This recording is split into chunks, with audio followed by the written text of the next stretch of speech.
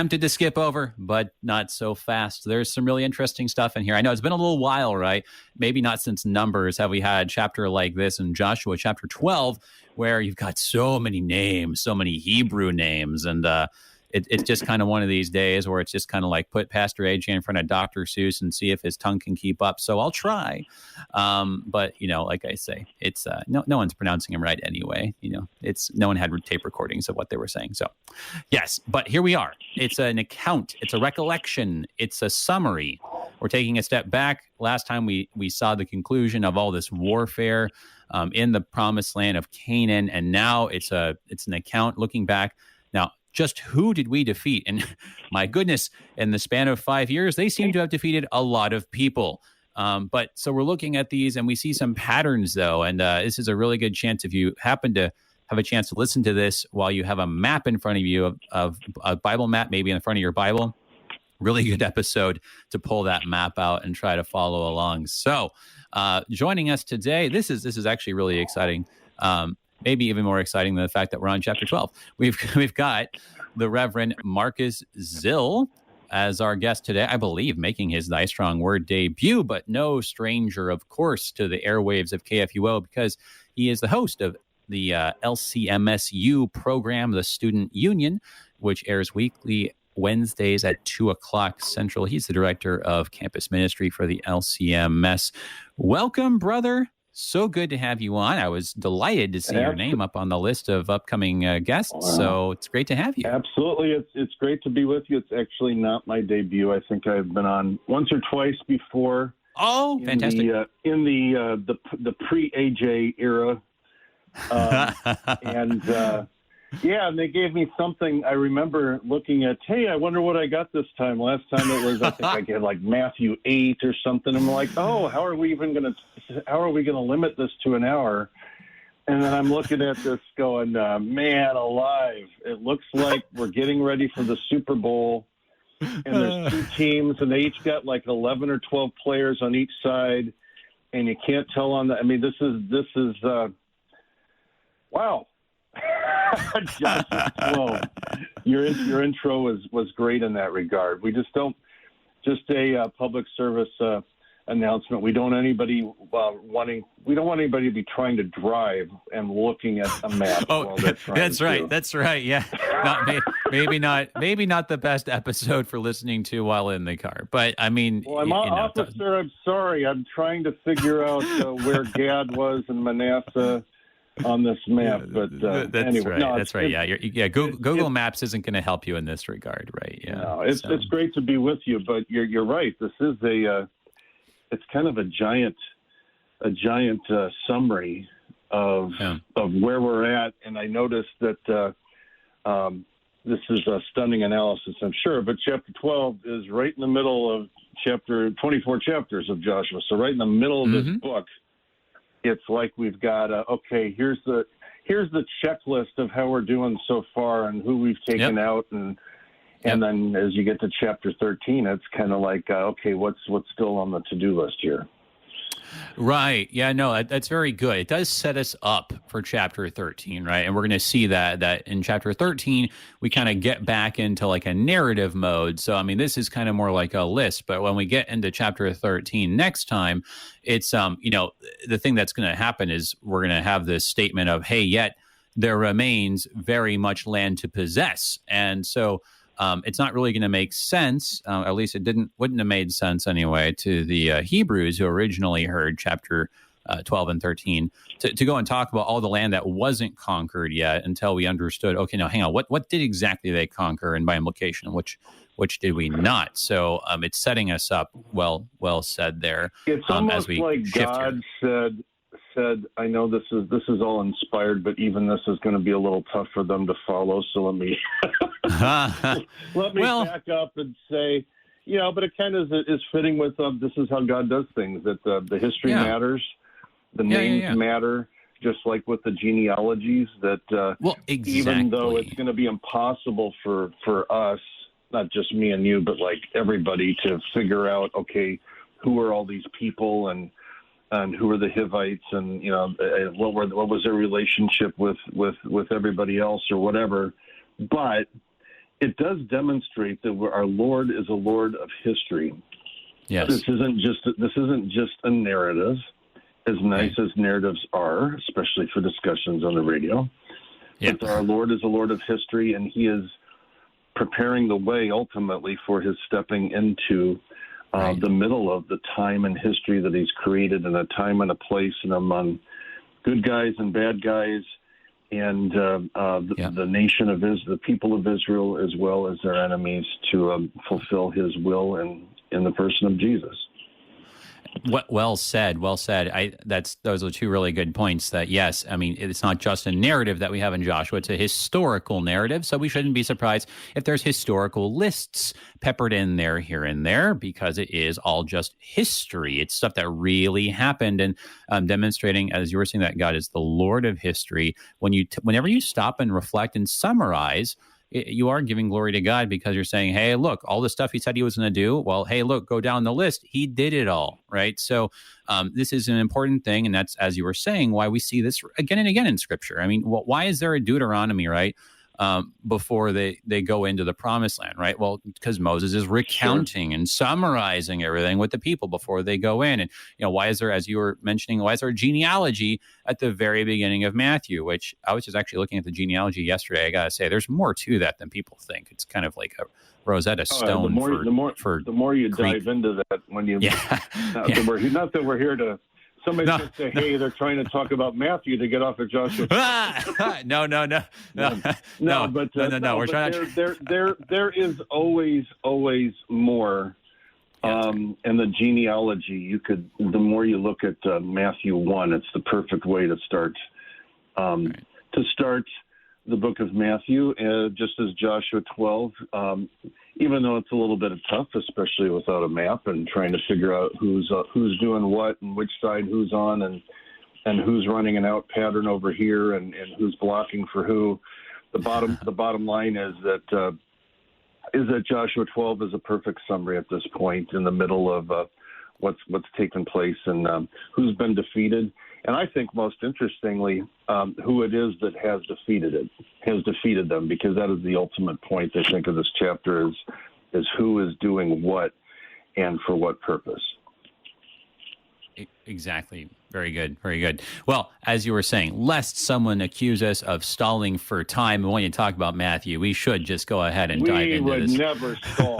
Never. We haven't even known each other long enough to concoct an idea. That's right. That's right. It's the first time we've talked, guys. We're not in cahoots here. Yeah. I mean, my goodness. Yeah, okay. All right. Well, would you start us off with a prayer for us and for everyone listening today as we get started? Yes, absolutely. Just a second here.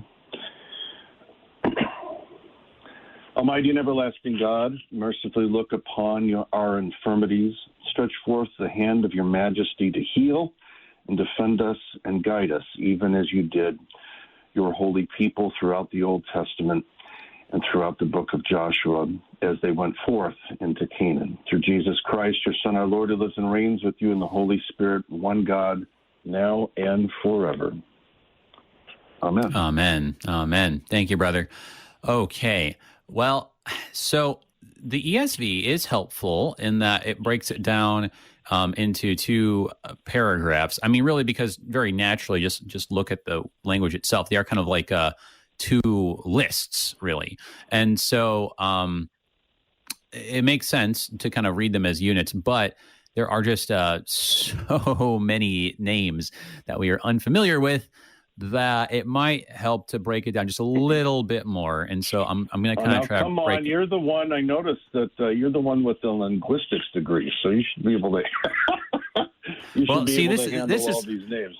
Was it? So this is the okay. Well, no, I mean, like I could read them with a reasonable Hebrew pronunciation, but it'd be very difficult to understand. But the big thing is.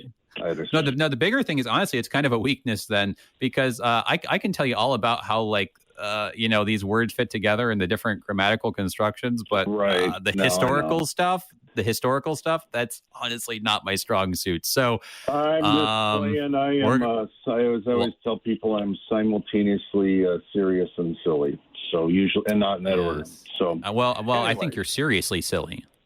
Is what it is. But I hope you've seriously looked at the historical stuff, because I might be leaning on you. So okay, here we go. Chapter 12. Let's just take the first few verses here. All right. Now, these are the kings of the land whom the people of Israel defeated and took possession of their land beyond the Jordan toward the sunrise, from the valley of the Arnon to Mount Hermon, with all the Arabah eastward. Okay. Just going to pause right there at the end of this verse. So it's a slightly awkward construction in the translation. It might be better to say something like the kings of the land whom the people of Israel defeated and dispossessed of their land, or something like that. That kind of makes a little bit more sense. Sure. But we're talking about the kings in particular that have been defeated. And what's interesting, too, is that in this heading here, right, it says in the ESV, kings defeated by Moses. So this isn't something that is there in the Hebrew, but it is kind of maybe a helpful description for us who are maybe less familiar. So just what do we have going on here, just like as we're being introduced to this, the heading of this list, before we get to the list itself? Well, and I'd like to say that I'm a stunning historical buff, and I know all these people myself, but unfortunately we're going to be leaning on each other a little bit. But I will say this, that I actually think that it's rather significant, even though it's not in the text, the ESV titled that the kings were defeated by Moses. Because then in verse 1, we get the kings of the land who the people of Israel defeated. So, okay, right. You're left going, okay, did Moses defeat them? Did Israel defeat them? Did Joshua defeat them? And the answers to all of these questions are yes. And we're going to see that coming up, I think, and we're not there yet, but the most pivotal verse, and I think the one perhaps of most interest is verse 6 coming up, where then that speaks of Moses and the people of Israel defeating them. And so in reality, we have to remember that as we're summarizing this here, that ultimately the kings of the land whom the people of Israel defeated and took possession, they weren't doing it for themselves. Right. They were doing this on behalf of the Lord, as begun by Moses and then continued on by Joshua. And the bottom line is that this is the Lord's work. And in preparation for talking today, and I haven't listened to your show as religiously as I should, but I did go back and listen to several of the shows, and rereading the first 11 chapters here. Uh-huh. And in reality, it is an ongoing theme that we see here. It's kind of like a wash, rinse, and repeat. God gives a charge. They go forth. They're either faithful, sort of faithful, completely faithful, and God blesses when they get to be up to the completely faithful thing, as we saw in other situations. What was it with the reaction of the Gibeonites and others, where it's like, hey, what did you get? Who took what? Right. And the bottom line is that this is the Lord leading them, even going back to, of course, the Battle of Jericho. It's the commander of the army of the Lord. But yet they're continuing this on behalf of so it's interesting that that we see in several ways here that the people of Israel defeated, Joshua defeated, Moses defeated, and ultimately, of course, the important thing is that the Lord's defeating them.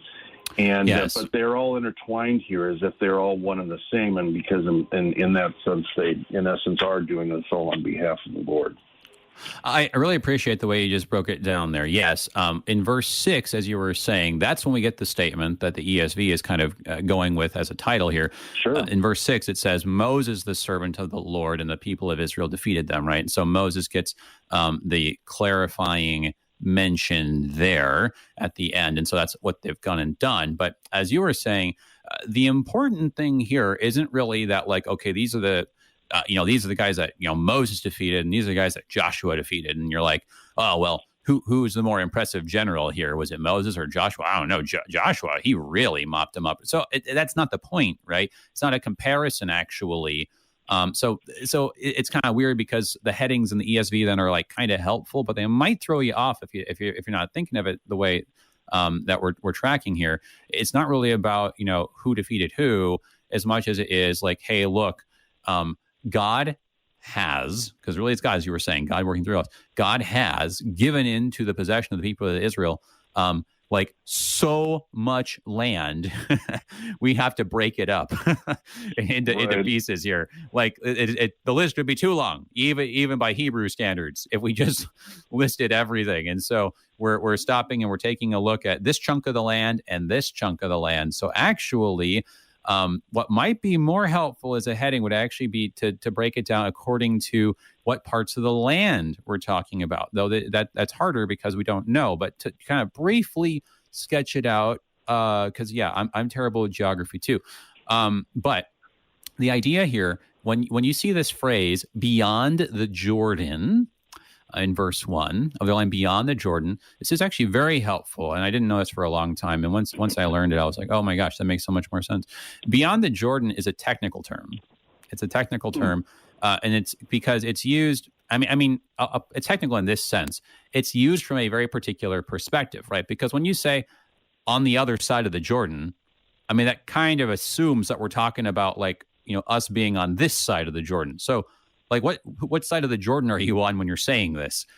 Well, you're on the west side. You're saying this from the perspective of the people of Israel who live on this side, the west side of the Jordan, which is like where most of, the possession of the people of Israel is, according to what Moses gave them, right? Where the 9.5 tribes are, right? It's only 2.5 that are on the other side. So when we're talking about the land beyond the Jordan toward the sunrise, see, that's the other kind of hint, clarifying hint there, right? We're just talking about this is the land that they took possession of on the east side. This is the east side stuff that we're talking about. And then when we get to verse 7, we're going to be talking about the west side stuff. So really, the chapter is just being broken down between east and west. And so here you get this thing about the east side. That's really that'd be a valid translation of their land on the east side of the Jordan. That would totally be valid. And then it just says here from the valley of Arnon to Mount Hermon, there's your kind of north and south span. Sure.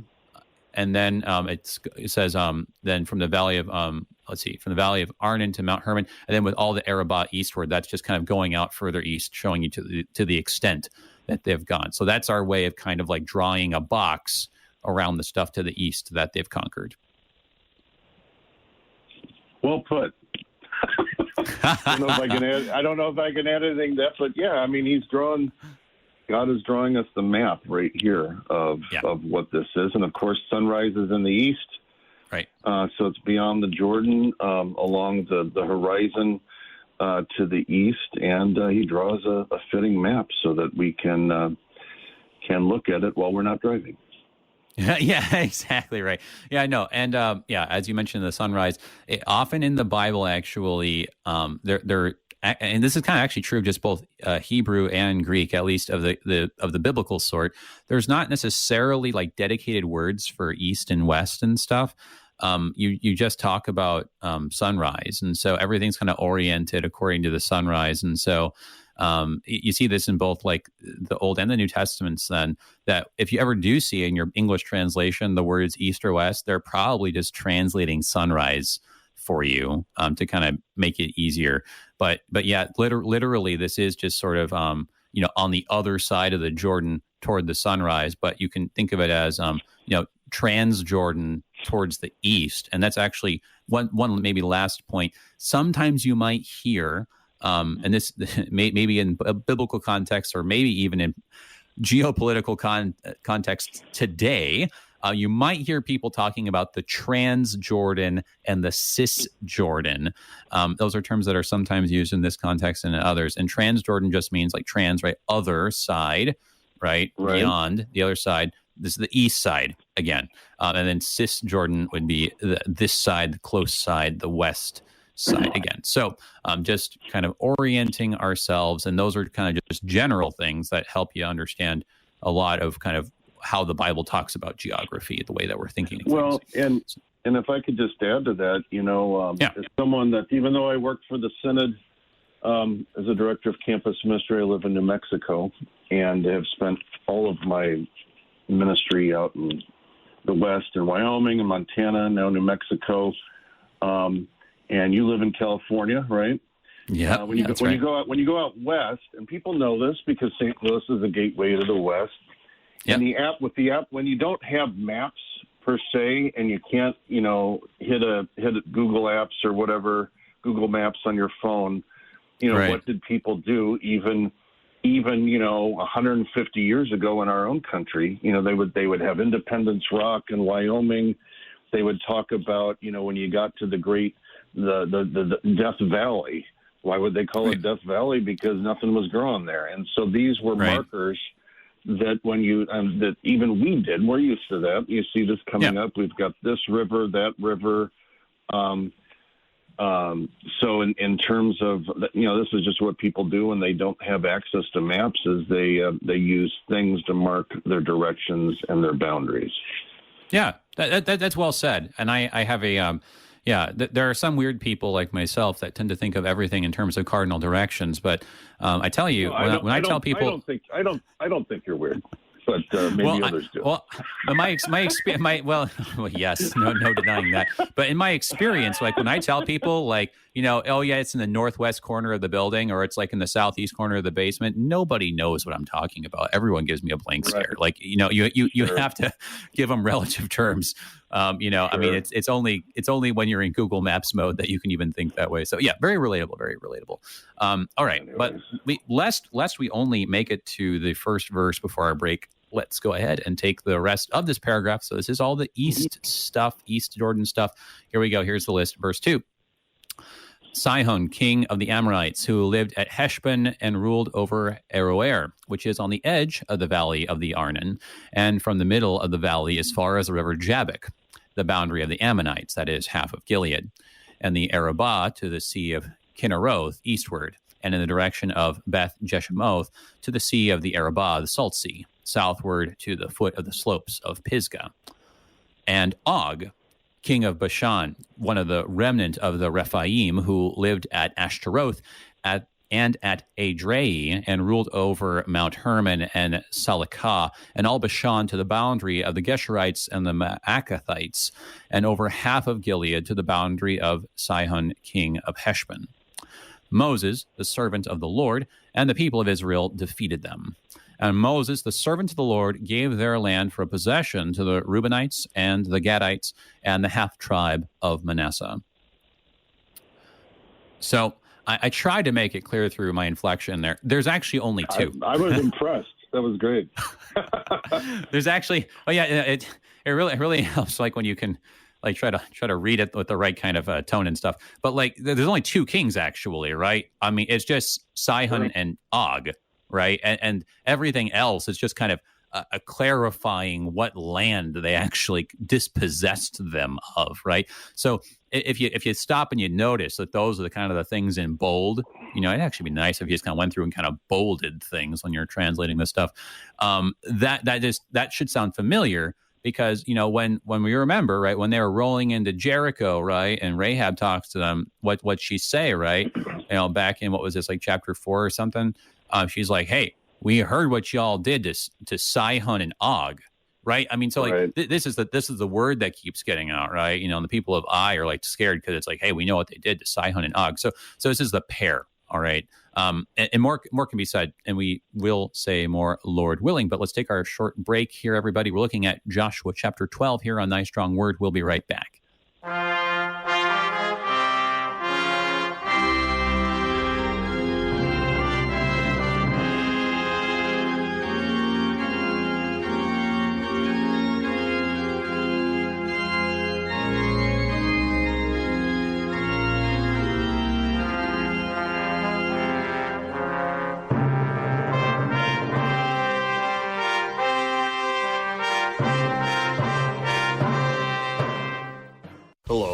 This is Dr. Dale Meyer. Have you heard Concordia Seminary's program, Word and Work and Intersection? Every week, you can hear it on KFUO Thursdays at 2 p.m. Central Time. We visit with many interesting guests about how the Word of God applies to their daily vocations and ministries. Be sure to tune in, and may the intersection of Word and Work be busy on your corner. Are you the type of person who loves their community and wants it to be the best it can be? Now it's easier than ever to do your part. Go to recyclemode.com to see just how easy it is to recycle the right way. Or if you already recycle and want to be as efficient as possible, recyclemode.com can tell you what should and should not be recycled in your area. Become part of the clean recycling movement today. It's the right thing to do. Sponsored by the Missouri Department of Natural Resources.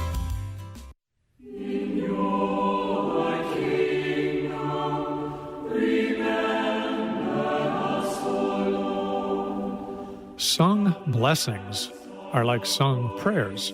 They bless twice. And you will hear them just that way on the next Sing for Joy. Join us. Sundays at noon on KFUO, the messenger of good news.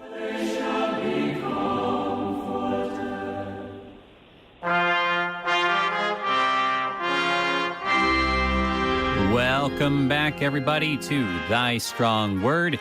I'm Pastor A.J. Espinosa. We're looking at Joshua chapter 12 here. We got a couple of lists, taking stock of everything that God has done, all the land which God has given richly to his people, all the kings that they dispossessed.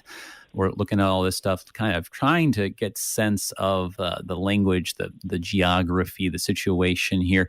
And joining us today, we've got Reverend Marcus Zill, Director of Campus Ministry for the LCMS and also host of the LCMS U program, Student Union, Wednesdays at 2 p.m. Central on KFUO.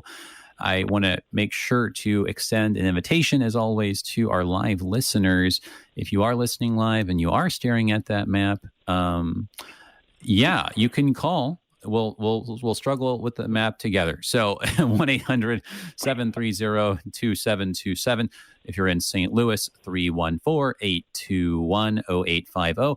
Or you can send an email with your typed out questions or with your pictures of maps attached to kfuo@kfuo.org. So, yes, and always, don't ever want to forget this. Thank you, Lutheran Heritage Foundation, for underwriting our program. You can check out their website, everybody, at lhfmissions.org. So, turning back to the text here. So we just we're breaking this down, right? So the first chunk of the chapter is all about the east side, the other side of the Jordan. And within this, it's about two kings that they attacked and conquered. It's Sihon and Og, right? Sihon, king of the Amorites, as he's known, and Og, king of Bashan or Bashan.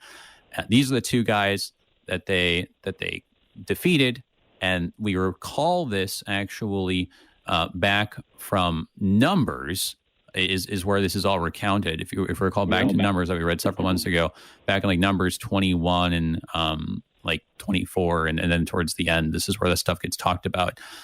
So this was all under Moses, so that those 2.5 tribes could have their stuff over to the east. So. Yeah, I didn't give you a chance before to chime in, brother, before the break here. So, so as long as the list is, it's actually only like on. No, I was just going to say that a couple of things. First of it, when you read through the list, do you ever think to yourself, man, if you ever wondered where like Tolkien got all the names and ideas for like all the Lord of the Rings, Og and Zion, and it really is, anyways. But one other thing, real quickly about why the use of the word Moses and saying in verse 6 that Moses and the people of Israel defeated them. There is kind of a legal aspect to this. Is that Moses was the one who this land was given to on behalf of Canaan. So if for Joshua to show up and say, hey, I am Joshua and I'm claiming this, no, they needed to refer to themselves as being they were representatives of Moses who God had given that right to, even though God told Moses that he wasn't going to then be able to see it for himself. So I think there is kind of a legality too, in addition to not just saying, hey, that we're all Moses, Israel, and Joshua are interchangeable, but in essence, there's kind of a legal stake. This was Moses. This was the land given to Moses, and Joshua was the one leading them there to reclaim it for themselves on behalf of the Lord. Yeah, that's really well said. The reason why it's important that we mention Moses here is because, I mean, as you were saying, there's a claim being made here, right? That this is the land that belongs to us, right? And well, how can you say that, right? How'd you get the land? Well, Moses gave it to us. Well, how'd he get the land? Well, he conquered it. God gave it to him. Right. So, I mean, like all this stuff that's being said here is not giving glory to Moses. It's, as you were saying, it's providing like the legal backing. It's like the deed to the Transjordan area there. Right. And so we shouldn't skip over the second half of verse 6 where, it says, and Moses, the servant of the Lord, gave their land, right, for a possession to the Reubenites and the Gadites and the half tribe of Manasseh. And so we remember that from Numbers that, when they were getting ready to cross over to the Jordan, the Reubenites and the Gadites, they were like, hey, this land's pretty good. We have tons and tons of herds and cattle, right? Livestock. We need a big land like this. Can we actually just, take up residence over here? And then Moses is like, oh, you guys, I know what you're up to. You Reubenites, you're always trying to, just mutiny, right? We remember that. I know. Again and again, we saw that in Numbers, right? And then they said, no. We swear we are gonna help. We want to claim this, but then we will take our soldiers. We will march over the Jordan with you in solidarity, and we will help you take possession of your land to the west side, and we will not come back home and live in peace until you guys have your land too. So, I mean, that's the story that this is referencing, right? And so, like, all this happened before. So, again, the agreement, right? The oath that was sworn by the Reubenites and the Gadites and the half tribe of Manasseh, who are on this east side. So yeah, it's a lot of like legal stuff. It's really about the rights to the land. Well said. And then maybe like the last thing before we move on, because really with in a radio format, podcast format, I don't know how much good it does to talk about I don't know where exactly is the Sea of Kinneroth and where are the slopes of Pisgah? I could sort of try to describe this, but I don't know how terribly useful it is. But the last thing, right? So hang on. Why are we talking about the stuff that Moses did when this is the book of Joshua, right? This is the book of Joshua. This is about the stuff that Joshua did, right? So why is this? This seems to be why are we summarizing Numbers, right, in the middle of Joshua? Which is a really good question, which then kind of raises actually the question of, is this really the book of Joshua, right? Because really, when you look at the Hebrew, you actually do have in more the texts that we have, when they're organized into books, you will see that Joshua is written there at the top, right? But in all likelihood, that was not the title or something. And we kind of talked about this, that in verse 1, we remember this, the very first word of verse 1 of Joshua, if we recall, is and then, right? And then it happened after the death of Moses. See, the first person who's mentioned is actually Moses. And with that start of and then, it's like we're just continuing Deuteronomy. It's not actually it's a sequel. It's a sequel. Yep. To the Pentateuch. We are continuing this on. It's just like the Rise of Skywalker or whatever, the Star Wars post trilogy, and then here's the next part of the story. Not that I sorry about all my cultural references, but no, that's good. But the bottom line is that like I was saying before, intimating before, this is the continuation of Moses. What Joshua is doing, he's doing, carrying out what Moses would have done for himself if he had not kind of gotten in trouble with the Lord near the end. So this Right. this is the continuation of the story of Moses, accomplished through Joshua, but ultimately by the Lord. And anyways, I think that's why we tend to want to. We always have this problem when we look at all of Scripture. We tend to look at everything, every book as a separate book, as opposed to also. I mean, this is a narrative that God is telling throughout the course of the Old Testament. And I always like to explain that, think about like a line of laundry that somebody has put up from Genesis 1 through the birth of Christ, or through Malachi and his foretelling of Christ's coming. And every book in the Old Testament is like a sheet or a pair of shorts or some socks hanging off of that. And one way or the other, it's even though they seem to overlap and they kind of mesh together, they still are telling the story of how God is coming to that point of redemption in the person of Jesus. And so it actually is quite significant that Joshua. This isn't just, hey, Joshua's another. He's another individual of himself. He is continuing the promise that was given to Moses, and that's a significant thing here. Right. Yeah. No, we have this continuity. It's a continuity that's bigger than any one particular individual. I mean, when Moses hands things over to Joshua, it's not like Joshua won this popularity contest, or it was okay, now we're all doing things according to Joshua's rules, right? I mean, they are just filling in office, right? It's like when the high priest would transition everything over to the next high priest, right? Speaking of clothes, hanging out, right? It's we remember, right, when Aaron was succeeded by his son Eleazar, Sure. we saw him here's the priest's garments, right? And we're just taking them off of him and putting him on this guy, right? It's the continuity of the office of the of what God is doing, not any particular individual here. So yeah, it really does make sense to recount this. Just seeing how Joshua is not really about Joshua per se, but about this bigger thing, and it's really again, we saw this I think last time in. A little bit in chapter 11 too, and we're going to see it, I think, in the chapters ahead also. There's a big emphasis on the land, and we really can't neglect that. And I know that sometimes talking that way might get somebody nervous because they're like, hang on a second, are you guys saying that Israel needs to reconquer the promised land? We need to go over there with our tanks? And that's not what we're talking about. We need reparations. Yeah, right, exactly, right. Because you have to understand who Israel is now. Today, and Israel is the church. So that's a whole other conversation that we're not going to go down, because we are going to read the second half of the chapter here in Joshua chapter 12. Let's do it. All right. So turning to the second half, the stuff on the west side, picking it up on verse 7.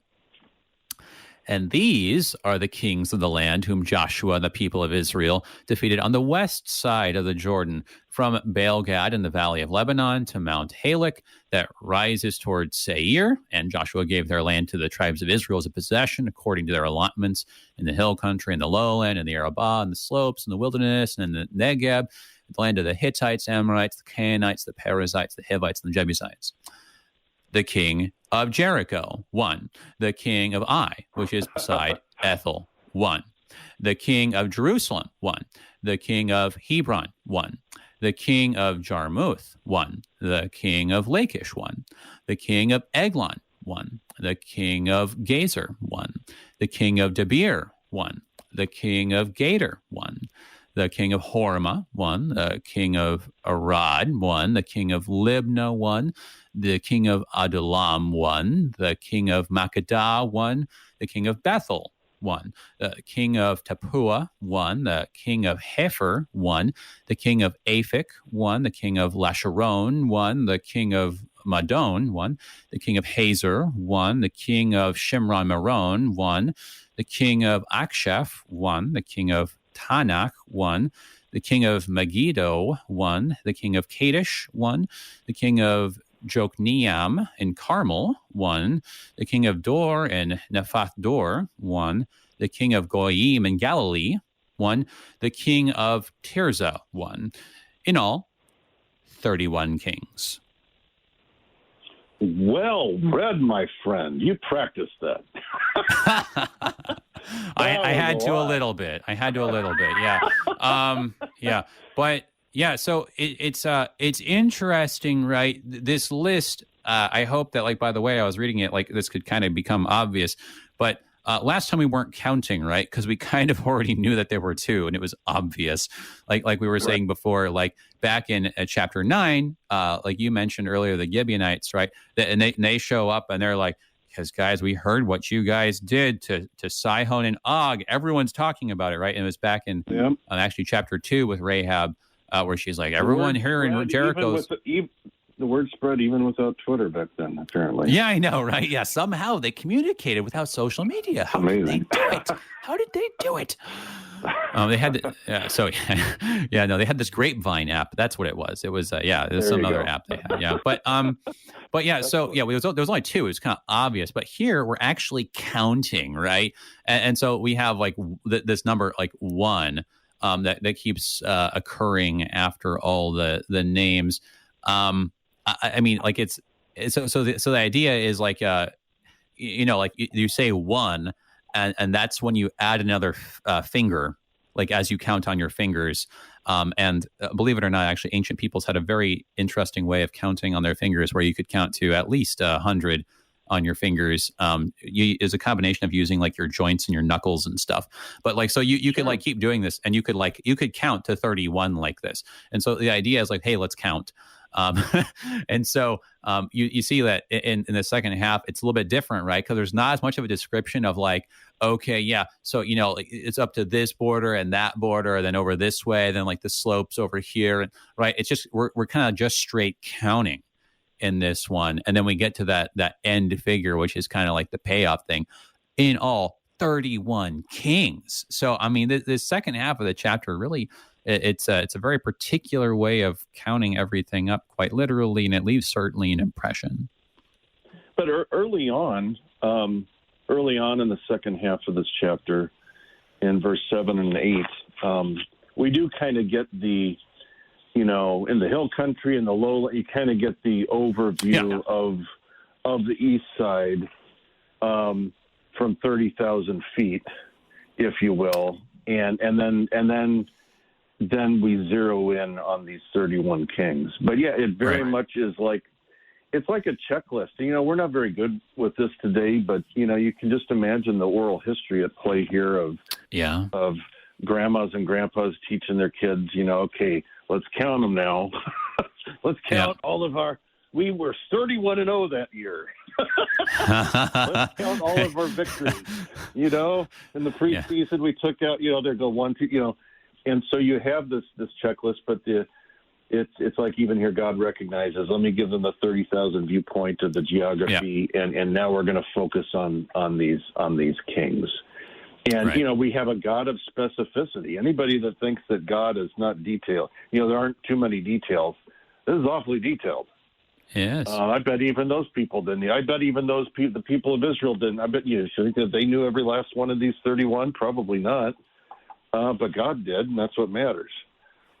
Yeah. Well, though, you raise a good point, though, about like the oral tradition. I mean, there would have been for a long time a lot of people of Israel who would have actually like known this list, right? And like when you're going through and you're naming them all, it's like you're like, oh, right, yeah, Tapua, and oh, yeah, Makkedah, yep, that's right. Like, I mean, like these would have had like name recognition. I mean, like, so this would be like, I don't know if. I do not want to, I'm sorry for even suggesting this, but it would be like if you and I were to try to name all the states that are west of the Mississippi, right? I mean, like, and everyone would like listen and be like, okay, yep, that's right. Yep. And there's, in that one.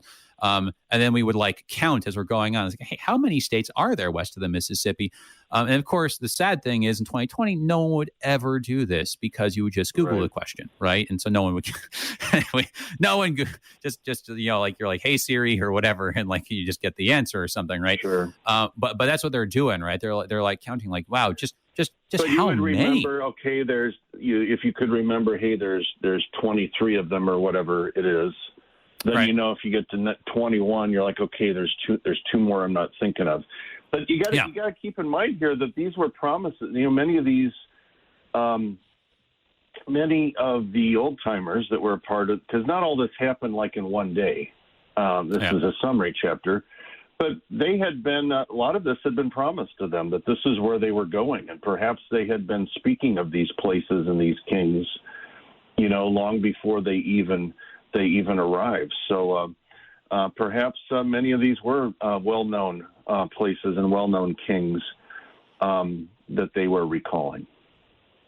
Right. Yeah. No. Definitely, some of them would have been, and you get like a little bit of a hint of that, right? Like when, I guess you kind of got it earlier on, like in the first half, where you had like king of Bashan, one of the remnant of the Rephaim, right? It's kind of like, right. The Rephaim, Sure. That crowd, right? So you have a little bit of that going on here and there. For this second half of the list, it tends to be like, pretty straightforward, like just kind of the king, like the name of the place that he's king of. But sometimes there's a little bit of like elaboration, like, the king of Goyim in Galilee or something like that. So like a little bit of more just clarification. Maybe those are the ones that would have been a little less familiar, actually, because you're kind of having to spell it out more, give a little bit more a little bit more. But yeah, I like what you said earlier about a checklist. Like I do think it kind of is that. Like, and then hang on a second, are we leaving anybody out? You kind of wonder like how the order of these, like what kind of order you have. Truthfully, I don't know if this is like methodically kind of like north to south or something like that, or if it's just kind of like the ones that we can think of first. Because it is kind of odd. I noticed like one thing about this second list that did jump out at me, right? You have, how's the list go, right? The king of Jericho, one. Okay, right, of course. Jericho, that was the first one they took, right? One, the king of, what was it? The king of Jericho, the king of Ai, which is beside Bethel, one. Okay, right, of course, okay. Ai, right? And then the king of Jerusalem, right? Okay, yeah. So it seems like we're kind of going chronologically-ish, but then I am pretty sure that later, right, after, in verse 16, the king of Makkedah, one. Oh, right, the king of Bethel. We forgot him because we killed the king of Bethel when we took out Ai. We did that was a 2-for-1. Okay, I forgot him. Okay, Bethel. Right, don't forget him. Yeah. I'm not entirely sure. It seems like it's roughly chronological, but maybe there's a little bit of also like a sense of prominence, right? Because when you read the story of how they took Bethel and Ai, like. Ai was really the focus. Like Bethel was just sort of like, well, you kind of have to take Bethel, or else they're never going to let you take Ai. Like they're in cahoots, right? So. Which is beside Bethel. Bethel is the first one with Ai is kind of given as a reference to where it was. But no, your point is well taken. Yeah. I noticed here in verse 7 that the rather than speaking of these being done by Moses, as was with the case in the east side story, the west side story here, these are the kings of the land whom Joshua and the people of Israel defeated on the west side of the Jordan. So Joshua does get his due here, even though Moses is seen as still being laying the claim to this overall. Yeah, right. Yeah, you got Joshua, right, who is kind of the thing that kind of distinguishes it, right, and then after him, again, like the directionality thing, where we say, let's see here, what does it say here? It's like Joshua and the children of Israel. Let's see, beyond the Jordan. Yeah. So then, like on the west, and that's kind of interesting. You actually have like the Hebrew word that's used for west here is kind of a fun word. It's actually just a C word. Is literally kind of the form that you have in Hebrew. This is of course like the most obvious way to talk about it in that perspective, right? It's like and going out towards the ocean, right? I mean, gotcha. And that's something that that's certainly a way that we talk in California, like going out towards the ocean or out towards the mountains. Like people talk that way all the time, right? And it's just kind of a logical way to talk. And I mean, it's kind of just the most obvious way to talk sometimes because you just look around out here anyway, and you're like, oh, there's the mountains and there's the ocean. Right. You just see them, right? And I don't know, I guess if they talk that way out in New Mexico either. I mean, it's kind of we don't have water in New Mexico. Well, about the ocean, right? Yeah, I don't know if you guys have Like kind of like still big anchoring topical directions or something, or no, we do. It's like I was saying before about just the markers. I look out my window and I see mountains that are 80 miles away, and I know which direction that is, and so it's they're using the things of geography that God has given in terms of topography to their advantage, so first they're looking out to the sunrise, to the land towards the sunrise, and now they're looking back towards the Mediterranean. So those are your anchors, right? It's you got the east, the sunrise, you got the Jordan River, and then you got the ocean, right? The Mediterranean, right? So that's how they're thinking about the world here. It's kind of like these three major landmarks, and just kind of like how they're in like New Mexico. It's like you guys, the way that you kind of put everything in terms of is like the mountains and then the wastes of Texas, right? Like those are like the two directions, basically, right? Something like that. Yeah, more or less, yeah, something along those lines.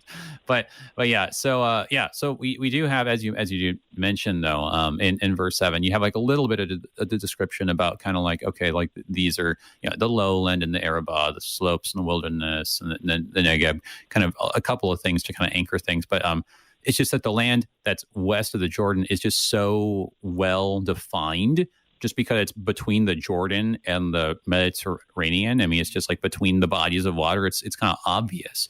So it actually makes sense that they don't really spend as much time developing it in the second half to talk about the Cisjordan stuff, because it's kind of just more naturally defined. Whereas like it's much more well populated too. Well, that too, right? Yeah, that's right. For the very reason, for the very reason that the Reubenites and the Gadites are happy to. It's kind of reversed of our country, where the wide open spaces are towards the sunset rather than towards the sunrise. But if we went back east, there's more people, there's more definition, there's smaller areas with more population. So it's just kind of the reverse. But right. That's a good analogy, right? Yeah. So this it's this very interesting chapter, because it kind of gives you a little bit of insight into kind of like the way that they thought about things, like how they thought about the land, what were the major landmarks and the way that they thought about it, and like counting up the kings, like they were saying, like, hey, we went 31-0, well, or maybe more like 31-1, because there was the first battle of Ai, right? Let's not talk about that. That doesn't count. That doesn't count. So it gives you insight. Yeah, that's right. So you have to, kind of, it gives you a little bit of insight like that. But then, I don't know. So taking a step back, though, I mean, what can we really take away? Only a minute or two here. What do we really like walk away with from chapter 12? Would you say, for our own context? Well, like I was saying, I think this is it's right in the middle of Joshua. You guys have been plowing through the first 12 chapters. You've seen God's provision through Joshua carrying out the mission given by God to Moses, being carried out through Joshua and the people of Israel. And you really see this, like I said, it's kind of wash, rinse, and repeat. It's like, be faithful. God is saying, do what I say, leave nothing undone. I will bless you. And the Lord is with them. In chapter 12 here, it was interesting to me. I just looked back at it in verse 6. It speaks of Moses, a servant of the Lord, and also it continues. Of course, that's what Joshua means. Moses is serving the Lord, yet Joshua, even his very name, carries out the vision that God had given to his people. That's right. The nation of Israel through Moses, and the Lord conquers. The Lord God is doing what he says and leading them on. And now, as you move on to chapter 13, you move from the checklist to still to do list. Yep, that's right. Yeah, I think preview for next time. Thank you so much, brother. Good having you on for the first time. Great to visit, meeting you over the air. And till next time, man. Everybody, that was Pastor Marcus Zill. He's the director of campus ministry for the LCMS, also the host of LCMS U's program, the Student Union. Check that out, KFUO, 2 o'clock Wednesdays, Central Time. Till next time, everybody, I'm Pastor AJ Espinosa. Peace. For this program to continue, you can make a gift safe, secure, and easily online at kfuo.org. Thank you for listening and supporting Thy Strong Word.